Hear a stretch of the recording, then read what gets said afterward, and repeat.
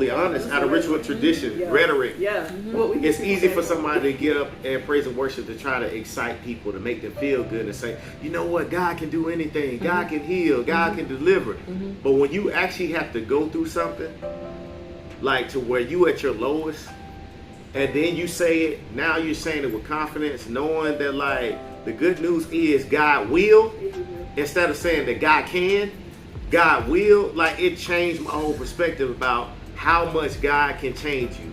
If he can take this person right here, Reggie Robinson, and take me through some of the hardest things I ever faced in my life, and open me up and put some other liver inside of me, but give me another chance to live, man, if I can't tell nobody about that, then it's something wrong with me. Yes. And so it gave me Welcome to the Good News series. Stay tuned to find out why this couple has so much to be thankful for.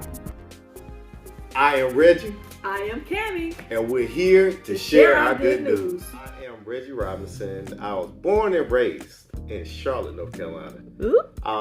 I am 40-something years old. I'll let you catch that. That's 42. I'm 42. 42 years old. I have 2 girls. But most importantly about me, I just love life.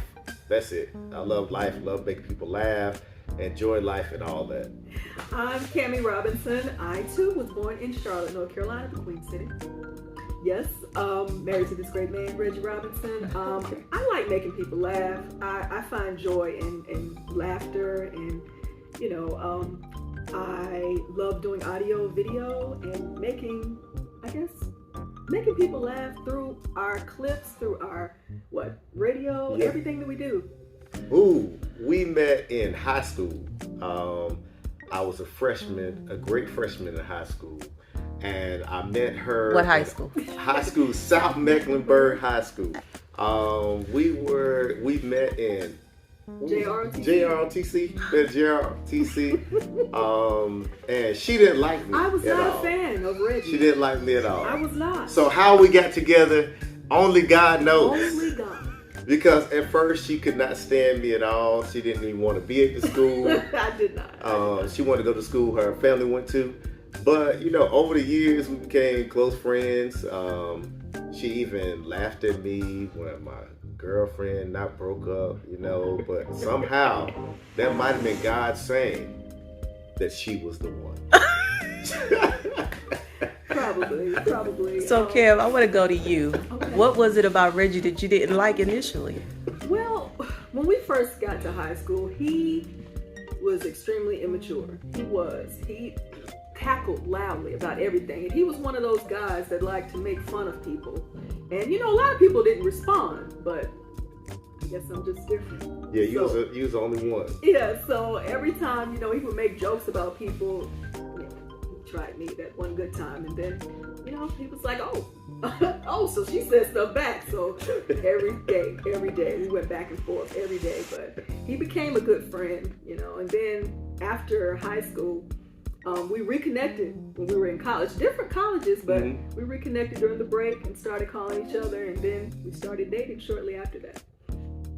You all have been married for how long now? 18 years. Yes. I got it right Good there. job. Wow. So we have 2 girls, but we started out. We got married young, straight out of college. I proposed to her at my college graduation. She took a long time, but she said yes. Yes, she took a long time. But and then we got married. Started working together. Started a family, had our youngest daughter, our oldest daughter, Tasia. And, we started working at the same company. So we used to work at Dick's Sporting Goods. And that was our first job together. And she worked in one department, I worked in another department. And in that midst of that, we would always pray to God, like, God, I know we got something bigger and better for us. Right, this isn't it. This isn't it. And so in that midst, ended up losing my job. So I lost my job. Camille had left there as well. Our home, we lost our home in the process. And I spent a lot of time, we get up early in the morning, going to Christ Assistance Ministry, looking for help and assistance. Oh, wow. With one daughter, trying to make sure we maintain what we had with her. Spent some time staying with family. And in the midst of that, you know, our church, I ended up getting another job in the school system. And in that place, we had one of our church members at the time was like, hey, look, we know you're out of a home, but we're moving to Alabama, and we have a place that we would love for you all to stay in. And in the market, even with the salary that I had, was not a lot with the new job, but who could fathom we had to pay $700 a month and more and big rent and it was nothing but God. Like, you know, in what year? This was 2009. Okay, 2009, and yeah, it's amazing what God has done. But like, had another daughter, so we have two daughters now. Our oldest one is a senior in high school, about to go to college. And in the midst of that, like, I mean, it's been a journey. Like, we've gone through ups and downs together, stuck together, haven't gone anywhere. I'm not planning on going anywhere. Okay, all right, just making sure. Okay. We were in our apartment from about 2004 through 2008 or 9, is that right? And, you know, once we lost our jobs, you know, it was only a matter of time before, you know, we didn't pay the rent, then we had to move out. So we had to move in with your parents for a while, and that was really a rough time for us. Financially, it was a rough time. A lot of people didn't know. I guess we don't look like we are really struggling because we're always happy and laughing and making people laugh. But that was truly a rough time. In actuality, Reggie didn't want to tell me when he lost his job. He came home and he just looked defeated. And for some reason, I think he thought that I was going to leave him, or that I don't know what he thought. I think the biggest thing for me was growing up in the house with my dad. I see my dad always provide for my mom. And so for me, I thought I was a failure. So like I went to church first before I came home. I went, and one of the ministers was there, and I was like, man, I don't know what to do. Like, I think I lost everything. And at this time, how old were you? I was 20, I might have been 24, 25. Yeah. Somewhere around there.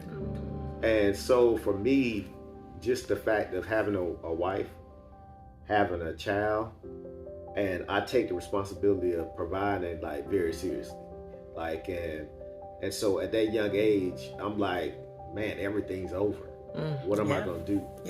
Yeah. How am I going to tell my wife that I have no job? How am I going to tell her and look her in the face and let her know that I can't provide for her?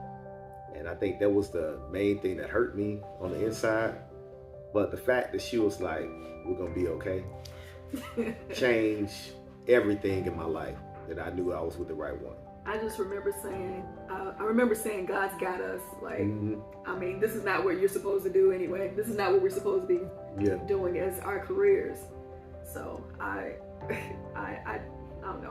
When I look back on it, I'm like, woo, that really happened. Yeah, we struggled for a minute, but you know. Now that struggling period of living with family members, going to crisis assistant ministry, what was that period? What time frame are we talking about? It's about 2 years. About 2 years, and in that process, God is so amazing. Like, in that 2 years, about 2 years, right? It was about 2 years. About in the 2 year range, I ended up starting working in the school system, and I became a family advocate. And all the things that I was dealing with, I was helping families get through. So even though I lost my job and I had to go to the crisis assistance ministry, I learned what the process was to make sure you can get all that you need at that time, in that moment. Growing up in that area, near Southside Homes, and knowing the people that stayed in Southside Homes, it helped me be able to be a bridge between friends of mine who had kids. Now they were going to the school that I was at. I was able to help them and give them the assistance they needed. Plus, I knew the terrain, and it gave me a chance to help the kids that I know was growing up, the friends that I had that were staying in the same neighborhood. So it gave me more purpose than anything. And I found out that all the things I went through was for a reason to help somebody else get through. Obviously, you all are believers. Yeah. Has it always been that way, or is it something that you've grown into? I'll say this: while you can be raised in the church, it honestly, it has to be something that happens within yourself. So for me, even though I was raised in the church and all of that, I would say, honestly, Jesus didn't become truly, truly, truly real until I was like, Lord, I don't have anything else. I don't have anything else. So I place all my faith in you. I know you're going to help us out of this. So all the struggling that we went through and everything, I was like, God, I just give it all to you. So for me,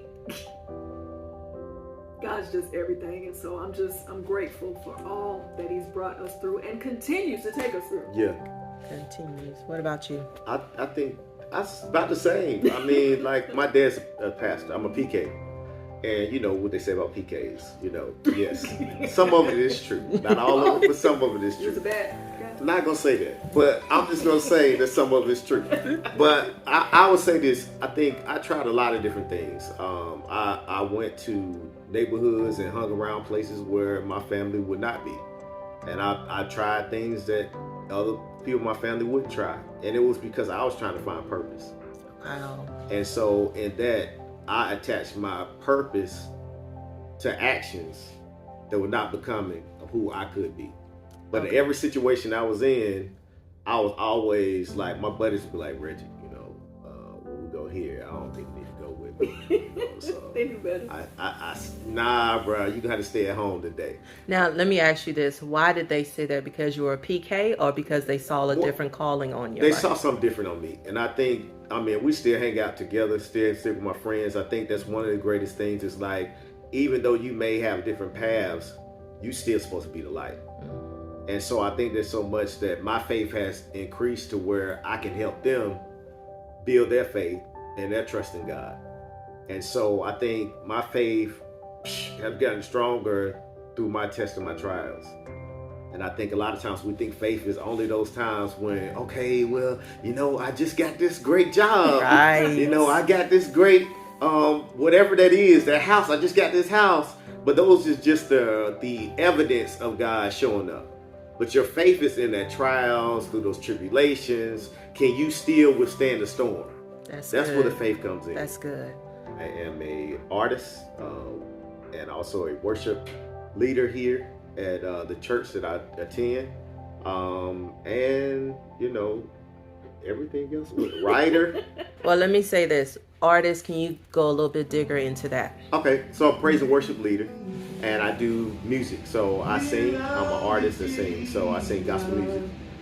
So I have one song that's out, and I'm working on a project that is projected to come out next year. Gotcha. What about you, Kim? Well, I used to work for the school system, but now I focus on audio, video, recording, things of that nature. I am media director for my church. So every Sunday, I'm basically directing the service behind the scenes. So everything that you see streaming is basically under my direction. So doing that. What else are we doing? Radio. Yes, we have a radio show. Arthurs.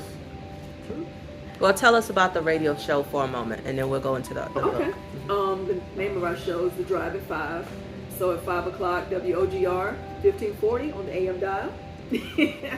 So we have a show from 5 until 8. Basically, we just encourage everybody as they're headed home from work. Some are going into work, so we don't want to forget them. So we just try to, just bring joy to their lives, make them laugh, that kind of thing. Yeah. Okay. Oh, while playing good gospel music. Yes. Everything kind of meshes together. Yeah. Being that it is he sings and I do the behind the scenes stuff, I can record him singing and I can record him like visually, and our motto, laugh, learn, and grow with God. Yeah, I think that's Say that slower. laugh, learn, and grow with God. And what's the name of the radio station? The radio station, WordNet. So 4.5 years, you have the radio gig, and then recently you had a health issue. Yeah. So tell me about that. Yeah, so my health issue, wow, I had a liver transplant. What happened was, didn't even know it's a rare liver condition that happens to some African Americans. And what had happened was, I, a couple years ago, started having these problems while I went to work, and my foot swelled up. And I called my wife, I was like, I don't know what's going on while my foot is swollen like this. And so I came home, and she was like talking to me, and my daughter, who wants to be a pediatrician, she was like, Mom, like, Dad has this like citrus, like. My daughter was taking like some medical classes. Yeah.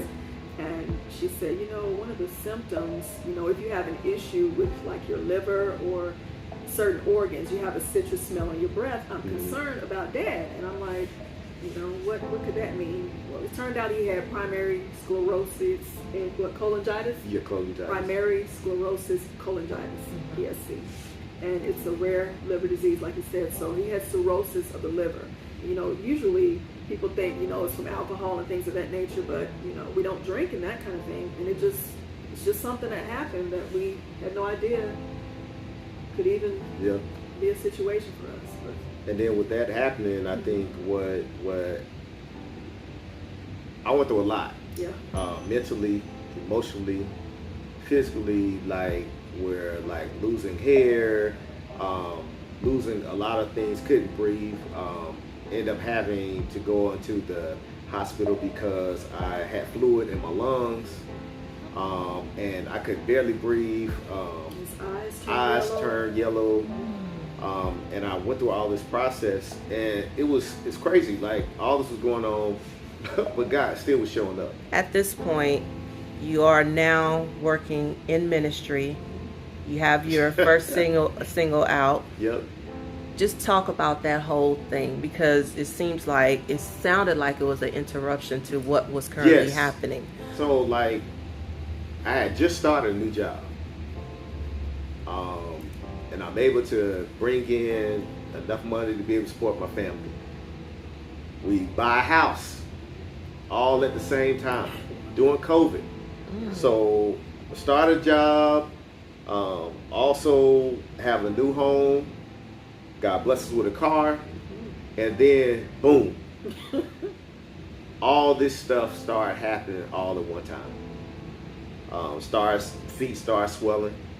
On top of that, couldn't breathe, having shortness of breath. So my wife was like, "Hey, you probably need to go to urgent care." So I go to urgent care. Don't go home. Go to urgent care.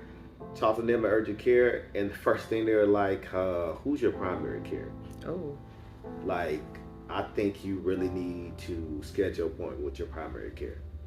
I mean, at that time I didn't have one, and so we had the primary care I had before. I had left there, so I was without a primary care doctor. So went in. I was like, "Babe, we got to figure this out. Like, what can we do? What we need to do? Who do we need to talk to?" What's funny, we had a church member who didn't even know that they deal with liver conditions. Wait a minute. So first the church member came and told you about the place to rent for $700. Exactly. Now God sends another church member that specialized in that area. And so what was crazy is I met her and this is a different church. Yeah. So And so what's so funny is like we left the church that we're at because God assigned us to this church that we have now, that we're part of. And so in the ministry that we're in, under the leadership of our pastor, like, I was announced as the praise and worship leader. And so had someone come in and she wanted to be on the praise team. So she came to rehearsal. We talked and everything, and she came to rehearsal, did some practices, things of that nature. We started building a relationship with her. Find out she's a doctor. Didn't know she was a doctor. So when I started going through this, my wife was like, "Hey, we need to call her. Like, can we call on the phone? We need to call her and just find out she can give us some information." By talking to her, she lets us know that she actually deals in this specific area that I need the transmission. She's a surgeon and she deals with this area. So she was like, hey, look, I can't be a doctor, but here's some places you need to start. So I immediately go and get in contact with my doctor that I have now, and I go in to see her, and like it was turmoil at first because I was like, man, I don't know this lady. Right. I don't know if she's for me or not. Look, you said, why does she want me to get all these tests? Why does she want me to get all these tests done? I don't know. What's going on? Right. So she asked me to do these tests, and a lot of the tests you wouldn't normally do. Right. She did extra tests. Extra tests. And he's like, okay. Look, what's this for? All this blood stuff. Work, all blood this work, and all these things. Mm-hmm. And then end up finding out that all the tests that she did was preparing me for what I needed to get registered for a liver transplant. She didn't know it. She was saying, I'm just gonna do all these tests. I'm gonna do this, I'm gonna do this, I'm gonna do this. And then she referred us to another doctor, her and the other one church member.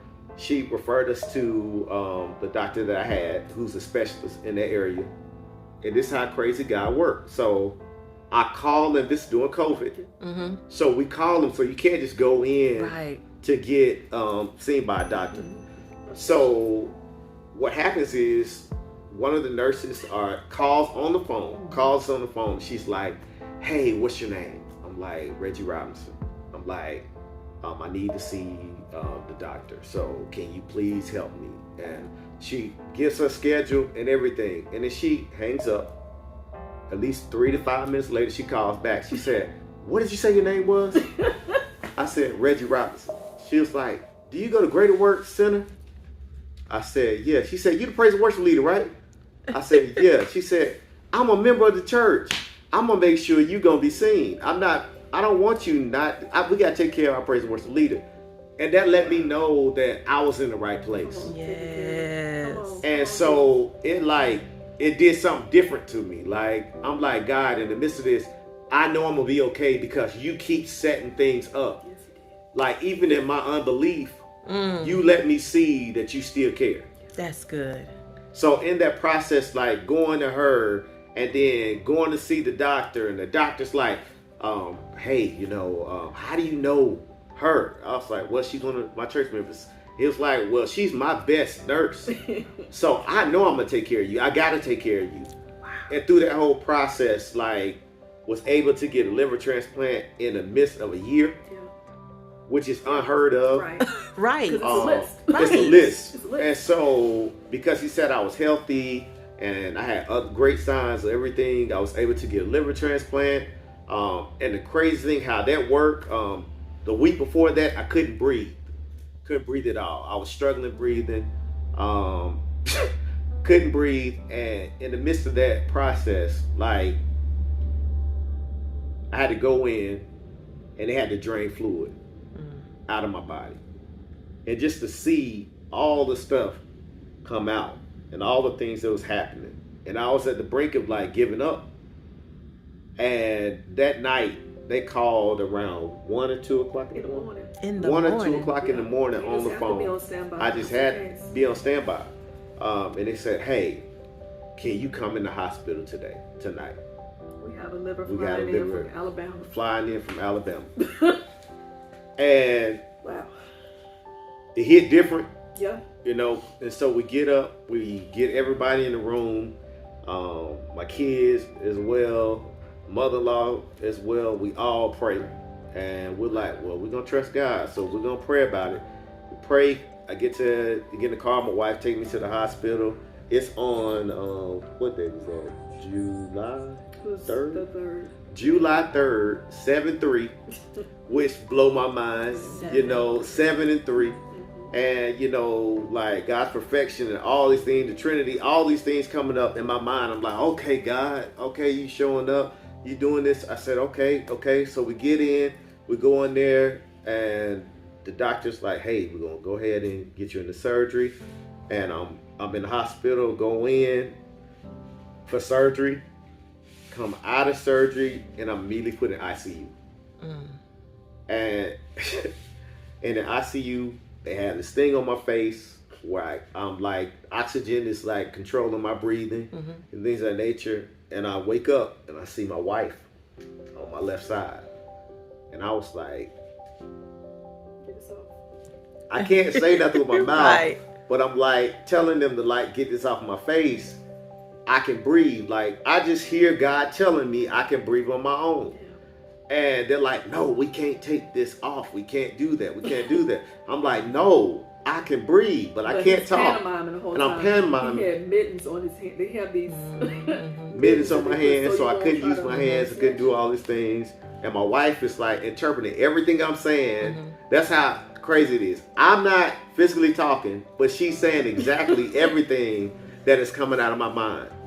You married to your best friend, and your best friend receives this diagnosis. What's going on with you? Woo. All right, now don't she's trying to make me cry, Jesus. Okay, well. We can get tissue. Yeah, okay. That was the heaviest thing I've ever felt. I'm like, well, you know, I don't want to show that I'm completely broken, because, you know, that's gonna make him get upset. So that was rough.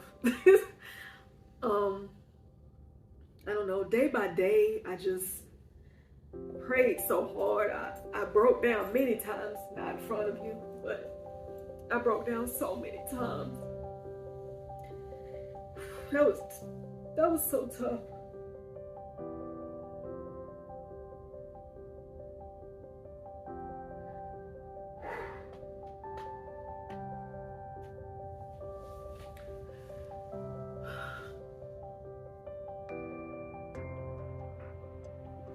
God is a healer.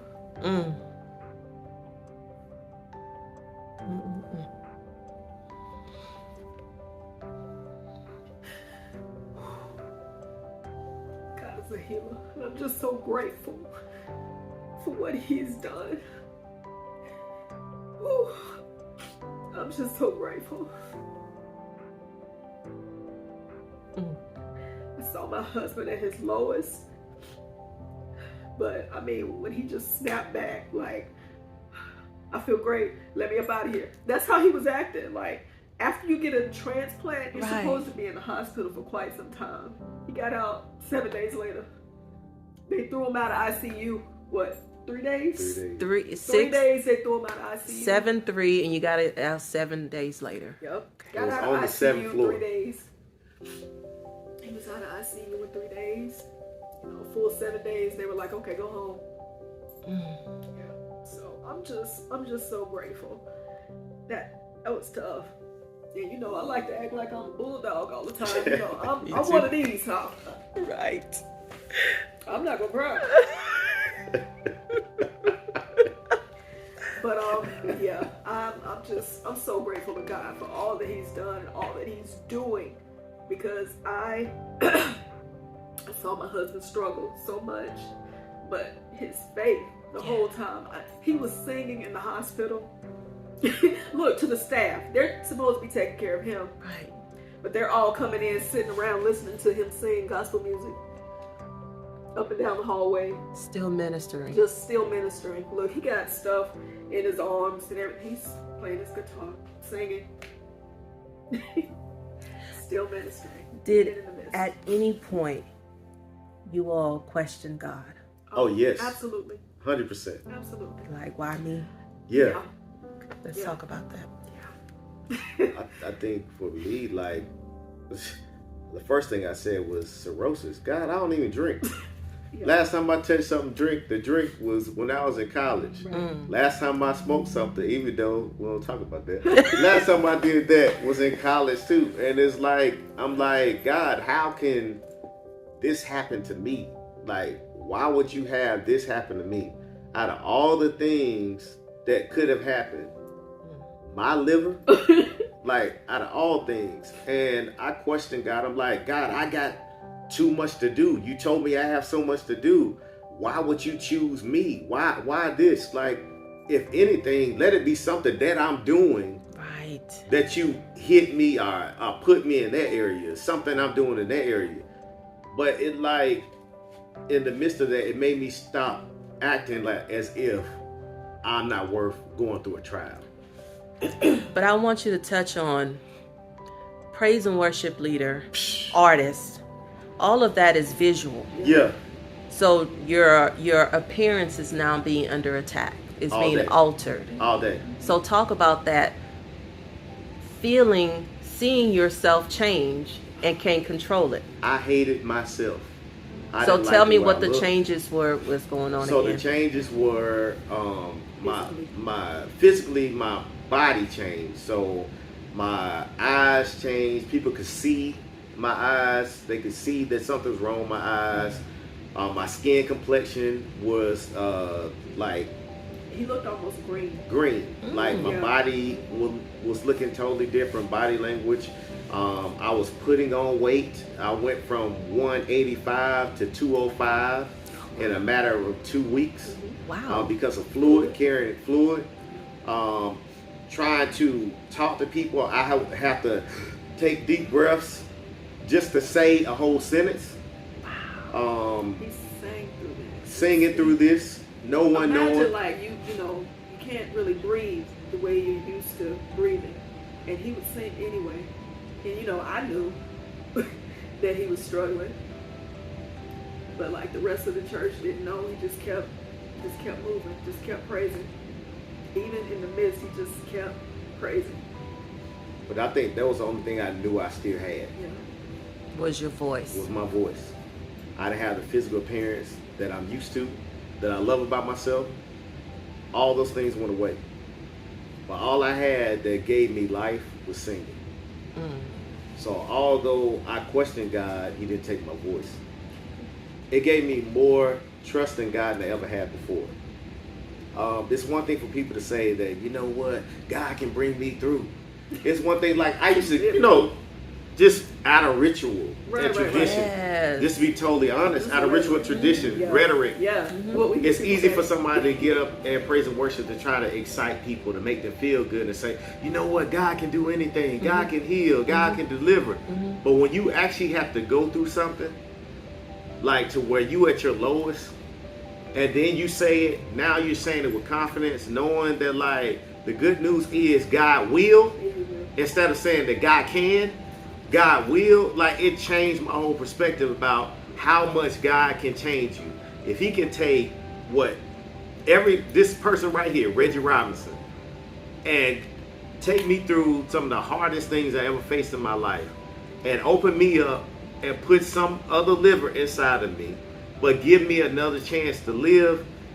Man, if I can't tell nobody about that, then it's something wrong with me. Yes. And so it gave me so much energy to tell the story, like tell the good news, like God can, God will, God deliver it. And I think one thing that like has made me more confident in my story is the fact that every Sunday, everybody in this church saw me at my lowest, and they see me now. Yes. And I think that is the best thing I could ever say or do, is like, God will do it. Even when you don't trust him. And I think that's the thing, because we've said it so many times. Well, if you trust God, he'll do this. Yeah, that's true. But also, if you don't trust him, he'll still show up. He'll still be there for you. He'll still open doors for you. He'll still give you a chance. And I think that's the part that we need to tell the story about God, how good God is. God, even in spite of what we have done, he still loves us enough to give us another chance. Even when we give up on ourselves, he'll still not give up on us. Yes. Can I say something? It seems like, to me, I don't know if everyone else feels this way, but I've been in situations and around certain Christians that make it seem like, I don't doubt them. I never doubt them. I never, and I'm looking like, never, just no, I don't doubt them ever. And I'm thinking, well, people in the Bible even doubt it sometimes. Yeah. And I feel like that's something that's human. Yes. I feel like that's something that is human. And this situation, we know him for ourselves. Like, Yeah. there were situations where we're looking like, this don't look right. This Yeah. don't look good. But okay, we have to have faith. Yeah, this doesn't look the way, it should look. Something is definitely not going Yeah. right. Oh God, please help, but this don't look right. That's real. That's real. honest. Yeah. And I feel like if we as Christians would just be honest sometimes, look, this don't look right. I know it looks like that, but God is a healer. I know him for myself. Right. This is a testimony. Living. I know him for myself. This happened, yes. We had parts and times where things didn't look right. It looked bleak and it didn't look like it was going to go the right way. But God. But God. But God. Let me also touch on this. God used your baby girl Yes. to point you in the right Yes. direction Yes. on Yes. what was happening with you. So I want you to talk about what has this done to their faith or to them personally. I think for me, and I can't speak all the way for them, but I've seen them know that God can work things out. And like using my daughter to let her know she's on the right path. Like, whose daughter says and this is the crazy part about it. She goes from one school to another school, and now she's at this school right now. So she's never really gone the traditional route of schools. And then she always, ever since she was a little kid. Say her name. Huh? What's her name? Tasia. Okay. Tasia Robinson. Ever since she was a little kid, she's always wanted to be a doctor. Ever since she was little. I have a niece who had cancer at a young age and lost her eyesight. And I've seen in her one of her eyesight and one of her eyes. And I've seen my daughter, even as a little kid, say, man, I want to come with a cure for that. And just see her move always different. She is just different. She's moved different. And just the fact that she was like, well, I want to be this. And God aligned it to the high school she's at. It has a medical track on there. So she has to take a lot of biology courses and things of that nature. And because of the biology courses she took, she was able to see signs in me that I didn't even know. My wife even knew that these were signs. And that God used her to point us in the right direction. And I think it has built me and her relationship. That's good. And I think that's, to be totally honest, as a father, sometimes, and I can only speak for myself, well, I don't know how other fathers are, but having a daughter of opposite sex, sometimes there's times when we have those rubs where we feel like we don't understand each other. And so I think that made our relationship better as for communication. And also she's been able to show me certain things because I'm not going to always be the teacher. That's good. She has to teach me sometimes. That's good. And that's helped my other daughter as well, Trinity, our youngest one. Her faith has grown as much, if not more. And just seeing them call me on the phone, Dad, you gonna be okay? Or, They Dad. couldn't see him the whole time he was in the hospital. There was COVID and their ages, they couldn't go to the hospital. So, all they would do was just pray. FaceTime me. Yeah, FaceTime and, their faith. They truly believe that, God's going to take care of Dad. I know he'll be home soon. That's what they said. That comforted me. I know he'll be home soon. Yes. Let's talk about the book and how that came about. 2019 came 2019. out with the book, 2019. Marriage Expert Schmexpert. Why is it called that? Expert. Schmexpert. That's the name of it. Marriage Expert Schmexpert. Laugh, learn, and grow with God. Yeah, laugh, learn, and grow with God. Now, the reason that I came up with that name is because we're not experts. That's why it's Expert Schmexpert. There is no perfect marriage. And basically the book discusses our experiences and what God says. That's it in a nutshell. We make you laugh, our experiences, and what God says. Yeah, and I think also the other piece is it's like a devotional. You can have with your spouse, answering questions together. That's and good. I think that's the different piece that we have. It's we talk about our situations, we talk about how God has helped us, and even if we're still going through it, things we've learned, things that we didn't know before we got married, and then also have those times where you and your spouse can answer the questions together. Where y'all going on this track? where you all in your marriage. Mhm. And I think those are important tidbits that we want to make sure that everyone knows. And that, kingdom ain't boring. That's what we talk about all the time. Gotta get Kingdom in the ain't cab. boring. Get in the cab. Get in the cab. The kingdom ain't boring. That's a slogan. With the slogan. That is so good. So tell people how they can get this book. Oh, you can go to Amazon, Barnes and Noble's online. Yeah, it's on all of them. All of Yeah. the Marriage Expert Schmexpert. I could see that being a marriage conference, a couples conference. So that's awesome. So my single came out in 2019, around that time, 2019. And it's called You Are Enough. So you can find it on all their platforms, Apple Music, everywhere. You can find it out there, Spotify and all those things. And the song is about that God is enough. No matter what you're going through, God is enough.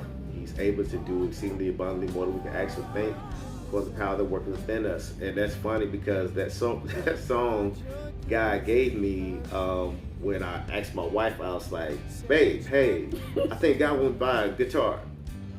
She's like, we got our refund check, and my husband came to me and said, hey, babe, I think God want me to buy a guitar. I was like, oh, okay. Well, if that's what the Lord said. He said to buy a guitar. Right. And so I was like, let's go. So I go and get a guitar. I come home, and then that day, God taught me that song. I played it on acoustic guitar, and never played acoustic guitar. Never played the guitar before.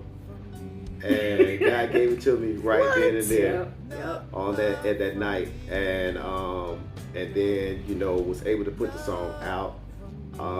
And the thing about it was like, it was my testimony. Like, you are enough. I mean, I talk about when you're bread, when you're hungry, He's enough. Like water when you're thirsty, He's enough. Like, and so I think those things, I got the inspiration from Matthew in the book of Matthew, where it talks about, why worry about bread and food? Why worry about those things? If God can take care of that, God can take care of anything, And that's my heart. Like, I've been singing since I was a little kid. Even when my mom was like, Reggie, you singing too loud. Can you please be quiet in this house? And it's just, and gospel music is just my heart. Like, I can able to write what I want to say, and God can help me let it minister to people. And I know it's not for me, it's for others. And I think that's the main thing. I want people to hear God more than they hear me. So I'm working on a project right now, and that project will be an EPK, or you can say EP, is coming out, and the EP is going to be music. I'm looking at probably 5 to 6 tracks on it, and it's basically just talking about my story, what God has done, what God can do for you. So you can look out for that coming in the new year, and the dates to come. But it's a lot of music that just ministers to the heart, ministers to people. It's not genre specific with gospel music. So you have some CCM, you have some Caribbean feel of music, and so I think it just ministers to what my heart is. My heart is not just that God is one genre. I think that it's one of the things that can hurt the body of God. We see God God can only show up this way. Come on. We can't minimize God. And I want this music to let people know that no matter where you come from, no matter your skin complexion, God is still speaking to you. And so I think that's the most important thing. I'm also in the process of writing a devotional. And so the idea is, now whatever God says, we'll follow God. But the idea is to release that as well around the same time as the music comes out. So having a devotional that goes along with the music. Also, we're thinking about podcasting and things of that nature as well.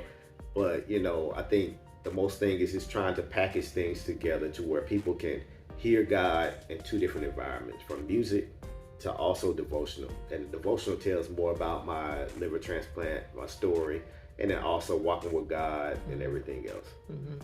Something that I've learned recently about myself is that I, in my lifetime, have built up so many walls. And I think that the Lord is just breaking those walls down slowly as I'm starting to feel emotions. Are you laughing at me? Yes, you are. You're laughing at me. Anyway, I haven't been able to express my emotions. Like I said, I'm usually the type of person that's just like, I'm not crying. What are y'all doing? Oh, everybody in here is crying but me. Okay. But I think the Lord is just breaking that down in me. And I'm just, honestly, I'm glad because it's like, whew, exhaling. So I'm grateful for a time wherein that I can just actually express my emotions and feel for once. And I'm grateful for that. You remind me so much of myself. Really? Yes. You create walls because at some point you feel like that's my safety net. Then eventually those walls become prison, where it's like, I want to get out of this, but I don't know how. Yeah. So what caused you to create walls that now God is saying you don't need those walls no more? What created the walls? Trauma in my life has created walls. From, me being a child and struggling, in poverty. My mother was a victim of domestic violence.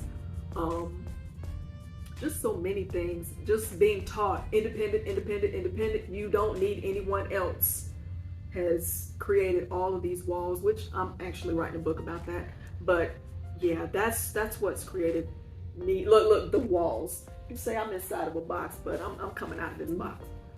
You out, sis. I'm coming out. You hear me? You out. You hear me? You out. Okay, glory to God. That's one of the hardest things for me. That is one of the hardest things for me because I'm not as trusted. So much, I can do it. I got it. I'm not asking nobody for nothing. I'll do it myself. Right. So yeah, all of that. All of that. But Yeah. we touch on it in the book. Right. We Awesome. touch on the fact that, when you're getting married, sometimes you bring that trauma with you. Yeah. So yeah, we touch on that. Fam, I will tell you this. God loves you more than you can ever imagine. No matter at your lowest moment to your highest moment, He will never leave you. All I want to tell you today is just trust Him. Even in your hardest moment, give Him a chance. You will find out more about how much He loves you through those bumps, through those surgeries, through that cancer report that you may have received, through the great job that you just got, to no matter what situation it is, God loves you so much. And all He wants you to do is just open the door and let Him in. I don't know about you, but this story has truly renewed my faith in God's healing power. And Reggie, thank you so much for reminding us that God truly is enough. This couple definitely has a lot to be thankful for.